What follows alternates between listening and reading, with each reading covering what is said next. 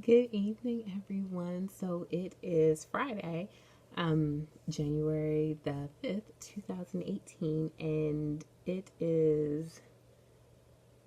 like 11:30 or close to 11:30, and I just got home from the New Year's revival at First Baptist Church of Glenarden, Maryland. And I decided to do a vlog as opposed to a blog because I don't know. I didn't think that even with like revision after revision, I would be able to get all the words out that I wanted to express. So here it is. So, I go to Glenarden for this Queen Esther program. And because I go there for the Queen Esther program and I'm a part of that, I do kind of like follow them on social media and everything. So I was seeing that they were having this revival and it was 3 nights. It was today, yesterday, and Wednesday. But to be very honest, I work during the week. I live in Frederick, and I was just like, I don't know if I'm going to make it to Wednesday and Thursday. But Friday, they're having Bishop T.D. Jakes, and I would love to hear him preach at least once in my life. So, I texted Amy and rounded up Mel, and we went to hear him preach tonight. I went straight after work, didn't even come home, just went straight from Frederick, Maryland, all the way over to Glenarden, Maryland. And so that's a little over an hour. And the way I sped, yeah, it was about an hour. So as I was driving, I had gotten the mail this morning before I left the house, and there was a bill in there. Let's be honest, it was a bill. And it was a bill that I had been avoiding for some time. And to be honest, I don't have a reason why I was avoiding that bill. I think there was a part of me that, even in all of my intelligence, there was a part of me that thought that if I avoided the bill, it would go away. And that's kind of been, my motto for bills. Especially when I knew I didn't have it. I did just come off of 5 months of unemployment. So, especially when I knew I didn't have it, it was kind of like out of sight, out of mind. This bill does not exist. And that's how it was with this particular bill. Except I decided to open it because I got I got an email from someone else about something totally different, but me getting everything that she needs for that particular email depends on me paying this bill that came in the mail. So I called the company and I'm, trying to work out something with them, and I was able to get something situated. Thank you, Lord. But after I got off of the phone with them, I was so dejected. I was utterly upset with myself for allowing the situation to get so far out of control. I was no longer at those, Jesus paid it all, I ain't paying this bill. Or, yeah, no, they'll get the money when I have it. I sat in the car during my hour-long drive and I was talking to a guy and I was like, Lord, I am ashamed of myself for letting it get to this point. And I say the word ashamed because in being a Christian and being someone who's following and trying to live your life like Christ, being good stewards of everything is something that comes with it. And by everything, that also includes finances. And the Lord gave me this ministry, and I do want the ministry to grow to the best of its possibility with the Lord. But I began to think in the car, like, but why should the Lord even bless me in this ministry? This is what's rolling through my head. I'm not saying this right or wrong, but this is what's rolling through my head. Like, why should the Lord even bless me in this ministry when in my personal life and in my personal finances, I can't even, keep things straight? So I sat in the car and I repented as I was driving. I'm repenting and I'm just like, Lord, I'm so sorry for misusing that which you have given me in my personal life. And Lord, for 2018, it's on my vision board and everything. Like, I want to be out of debt. I want to be financially stable. I want to be the lender, not the borrower, the head, not the tail. And I'm sitting in the car and I felt so bad. And I was like, oh Lord, I don't know what to do, but I'm still driving to church, which is the good thing. So I was still driving to church, and I'm driving and we had to get to church early. So church started at 7, but it was free. So they opened the doors at 5:30. Man, by the time I got in line at 5 o'clock, no, it's like 4:55. By the time I got in line, the line was like already wrapped around the inside of the church. So I hopped in line, waited until 5:30, and then when 5:30 happened, Mel, Amy, and myself, we walked in and we got our seats. And I said, y'all need anything from me? You good? Okay. Bam. And I pulled out my Bible. I pulled out my journal. I pulled out all my stuff so that I could do my 3 nightly devotions that I do. One nightly devotion that I do is from the Queen Esther program that I'm in at First Baptist Church of Glenarden. The second devotion that I do is, I found it in the back of one of my King James version of the Bible. It is reading the Bible through a year. So they give you 3 different books of the Bible, like chapters from 3 different books of the Bible to read every night. So that's the second one. And then my third part of my devotional is journaling. So I was trying to do the Queen Esther program, trying to do that devotion, and it told me to go to Hebrews 1:3. And I had a New King James version of the Bible with me in there.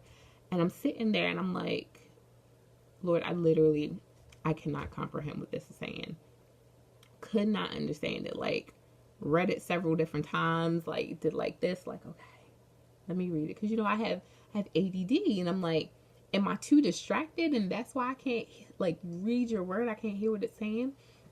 So, realized that wasn't the issue. But there's a call line that goes along with this devotional. Thank God for the call line.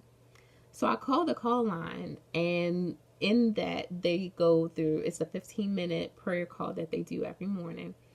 And I'm listening through, and obviously some of it was hard to hear because it was a loud surrounding, but I'm listening through, and there was this one part where the speaker started speaking about a dark place versus light. And as soon as she said the dark place, my mind went back to the first 6 months of 2016 when I was in my dark place. And so my dark place, I blog about it a lot. My dark place was a 3 to 6 month period. And I say 3 to 6 months because it really depends on who you ask or what your definition of depression is. 3 to 6 months where I went to work because I had to, because I needed money to pay bills, but I was never at work. My body was physically there, but my mind was in bed. And then when I came home from work, I took a shower, I grabbed food, and got in my bed, and I stayed there until the next time I had to go to work. And this is for 3 to 6 months. I did not go to church. I was no longer active in my sorority. I didn't do anything. I didn't know anyone. I avoided family at all costs. I got anxiety. I would suffer from anxiety attacks just thinking about going somewhere. I would get anxiety attacks just going to the bathroom. Like, it was so bad that I was literally holding my bladder so that I wouldn't have to leave my room to go to the bathroom. Like, that's what the dark place was for me. So I'm sitting here tonight, fast forward to tonight, I'm sitting here and I'm in church and I'm thinking about that phone call that I had in the car. And right there, the Lord just stepped in and he's just like, don't go back to that dark place. The scripture and the woman who was reading it they were both saying that God is the light. And that where there is light, there can be no darkness. Y'all know, well, you should know I went to a math and science high school. So I do know scientifically that there is no such thing as darkness. Darkness isn't real. Darkness is simply the absence of light. So when I was in this dark place, the dark place wasn't real. It was the absence of the light of God. And I sat there on that call and like tears just started coming from my face. And I had the phone over here and I had my finger on my ear so that I can just listen and like totally tune in.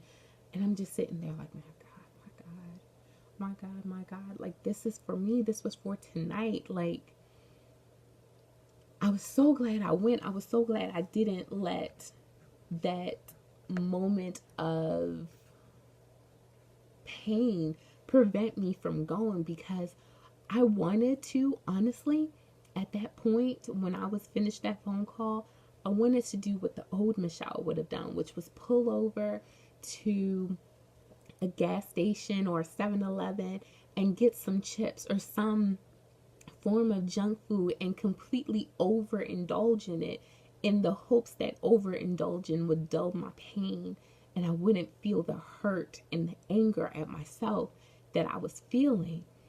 But when I was sitting in that car, I said, Lord, I can't do that anymore, because I'm not that Michelle anymore. I am the new Michelle through you, and the new Michelle through you has to default everything to you. So I'm going to still go to church, but just know that, you know, there's a part of me that's still hurt.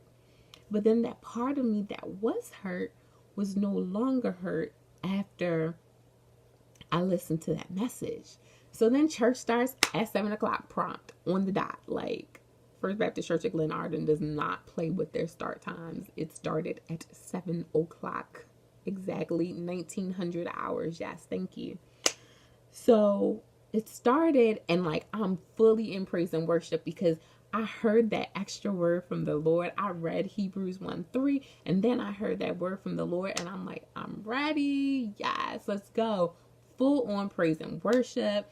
JJ Hairston and Youthful Praise came on. They performed everything like fully, like literally fully and completely in the spirit.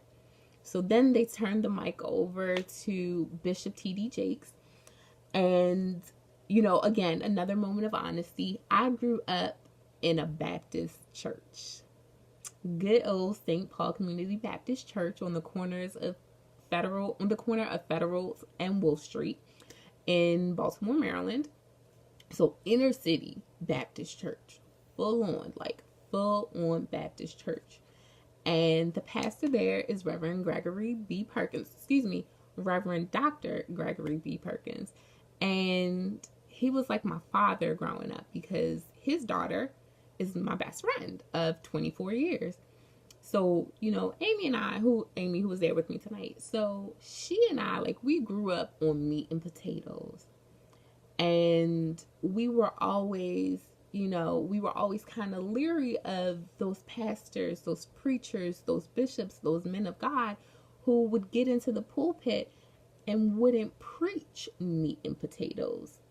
So, you know, I was a little bit guarded when service was getting ready to start, because I'm just like, I hope he preaches meat and potatoes. Like, you know, my spirit needs to be fed tonight. So he gets up and he starts preaching, and he came from James chapter 1, verse 17. And lo and behold, let me just make sure that was the right chapter. Yeah, James 1:17. And his message was, it's still mine.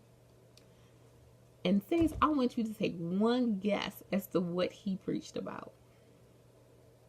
Yep, that's right. He also preached about lightness and darkness. So just a couple notes, because as he was preaching and I realized that the word was for me, I just started writing out a letter to God. Like, point blank, just writing a letter to God, telling him everything. And that's basically what my journaling is. My journaling is a letter to God. So it's my prayer, but it's written out because it gives me a chance to kind of like have everything right there. This is where I add in the names of, you know, people who are on prayer requests, and then some separate names I print off, and then, I write on a separate paper and I put it in my prayer jar that I got from my grandmother. But one thing he said is, so he was talking about us being gifted, and knowing that we are all gifted. One of the things that he said that stood out to me is that just because you don't have a title doesn't mean you aren't gifted, because again, that's what James was talking about in this particular verse. Let's see, where else did he get me? So this is what he kept saying over and over again. Darkness is not real. Darkness and light cannot coexist. Whenever light enters the room, darkness must flee. So I'm sitting here and I'm like, wait a minute. That's the same thing that was just said on that call. Literally the same thing. That darkness and light cannot coexist. And that darkness only exists because light isn't there. Which means that my time in the dark place, my time in deep and utter depression, my time in pain exists because I didn't let God exist in that time. And I'm like, whew, okay. All right, Lord, I hear you. So then, in typical Bishop Jakes form, and I don't say that negatively, but in typical Bishop Jakes form, he did start prophesying over our lives and basically speaking light into every area of our life, including our finances. And again, I had just been in the car with God a few hours earlier, just crying out for help. And here in this sermon, Bishop Jakes he flat out, he could not have known that in a room full of 10,000 he was talking to me. But he said to me, this is what I heard: Michelle, the reason why you're in this situation that you're in is because you turned a blind eye. Like, you turned a blind eye to everything that was going on. And again, I recalled what I jotted down, that the reason for my current financial situation is because I lived in sheer ignorance. I don't know. I thought literally that I could just ignore the bills away and ignore those problems away, because I was always taught, not to feed situations. So I thought that by ignoring bill collectors, I wasn't feeding them. Like, I was rebuking them. Like, Jesus paid it all, but I don't need to pay you. Jesus paid it all. But the truth is, what I was doing was, instead of focusing and fixing the problem with Christ, I was exacerbating the problem and making it worse by turning a blind eye. And thereby, I wasn't putting light or God on the situation. I was putting darkness on the situation. And wait for it. By putting darkness on the situation, I was allowing the enemy to win, because he wants to stop me from everything that God has planned for me. He knows that God has his hand on me, that God is working in my life. And because he knows that, he wants to stop me from achieving every single goal and every single level that God has for me. And if he can't find any other way to slither his way into my life, he knew he could get me through my finances, which is the weirdest thing ever, because I study finance. But he knew that's how he could get to me, and that's how he was getting to me. Because again, back when I was in that really, really bad bout of depression, I went to work because I had to have a job, but I didn't pay any bills. I was so deep and down in my depression that if something wasn't automatically scheduled to come out of my bank account, that bill didn't get paid. I did not have the mindset to be able to pay my own bills. That is how bad things were for me during that time. I had, it wasn't there. It was not a thought in my mind to call Verizon and pay them. It wasn't in my mind to call CarMax and pay my car note. Things like that did not get done.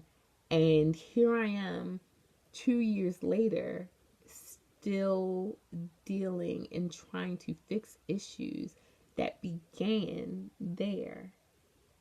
And if I'm being really honest with myself, most of the problems didn't begin there. They got worse during that time, but they didn't begin there. They began with a 18-year-old in college who was naive enough to think that she needed a credit card and just never really fully grasped what money was, how to handle money, and how to save for the future.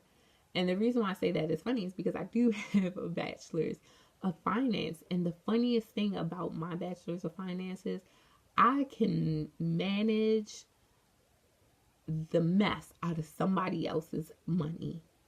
I am so good with budgeting for other people. I thrive in. But honestly, I became a finance major because I love numbers. Not necessarily because I love money, but because I loved numbers.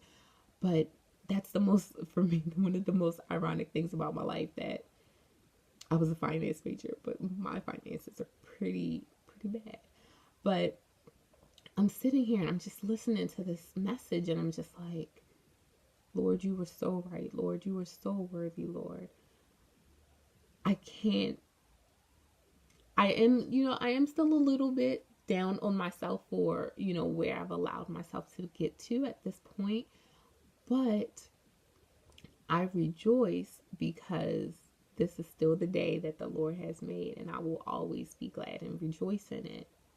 But I also know that I can't live in my own guilt, because that's what the enemy wants.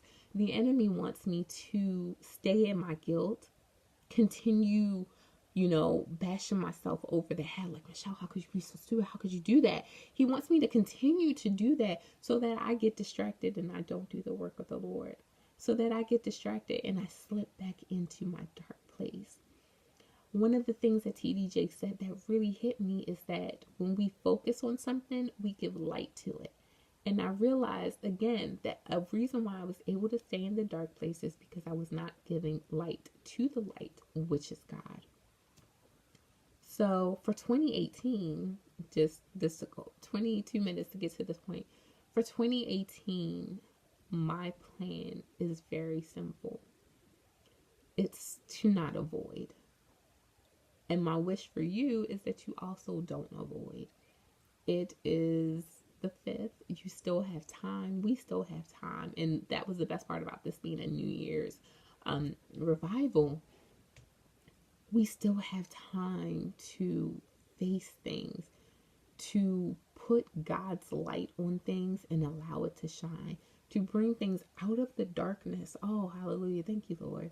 I think of the Out of the Darkness walk that I spoke at and walked in back in October for suicide prevention, because of, among all the other things, I am also, I did attempt suicide, but by the grace of God, I am still here. We need, only light can drive out darkness. One of the favorite things that I think of Dr. Martin Luther King Jr. is that, I know I'm going to misquote this, so I apologize, but darkness cannot drive out darkness, only light can do that. Likewise, hate cannot drive out hate, only love can do that. So as I think of that, as I think of the wise words of Dr. King, and as I think of the words in Hebrews 1:3, and as I think of the words from James 1:17, and I think about everything that I've heard today, the message that I have for you is this: let God be your light. You know that song, This Little Light of Mine, I'm going to let it shine. It makes so much more sense now. I understand it so much more. It comes together, and I'm just like, Jesus is that light. God is that light. It's hard for me to explain or to really put into words. And I think that's why I'm doing a vlog and not a blog, so that you can see what I'm saying. But that was life changing. That was life changing. As are any services that I attend at First Baptist Church of Glenarden. That was a life changing sermon. But I want to leave you with something that Bishop Jake said that really was like, okay. So if you turn into Genesis 1 and you're reading, because this is ironically something that I just read on January 1st through my Bible in the year. So on the first day, God said, let there be light. And there was light. But it wasn't until day 4 that he created the sun and the moon. So on days 1, 2, 3, he was the light. He literally was that light that shined to give a difference between night and day. Because there was no sun, S-U-N, there was no sun until day 4. So my message again for you is to let God be your light. Let him shine in your life. Let him drive you. Let him move you. Let him continue to focus your life. And as you're doing that, focus on him. When you focus on him, when you seek him first and his kingdom first, as Matthew 6:33 says, when you do that, you're giving light to him, you're giving light to that situation, and you're allowing him to rule over everything. And there really is so much peace in that. Again, I default back to one of my 3 verses for the year. So one of them is Matthew 6:33, which is to seek ye first the kingdom of God and his righteousness, and all these things will be added unto you. But then I also go to my 3rd verse, which is Psalm 119, 165, which says, great peace have those who love your law, and nothing causes them to stumble. So seek God. Let him be your light. Let him guide you. And when you know him, when you live in him, when he dwells in you, because he's the light, nothing's going to cause you to stumble. I love you guys. I am headed to bed. I hope you had a great first couple days of 2018. Look, it's 5 days in, and the Lord has taught me so much. Like, I can only imagine what the other 360 days of this year are going to be like.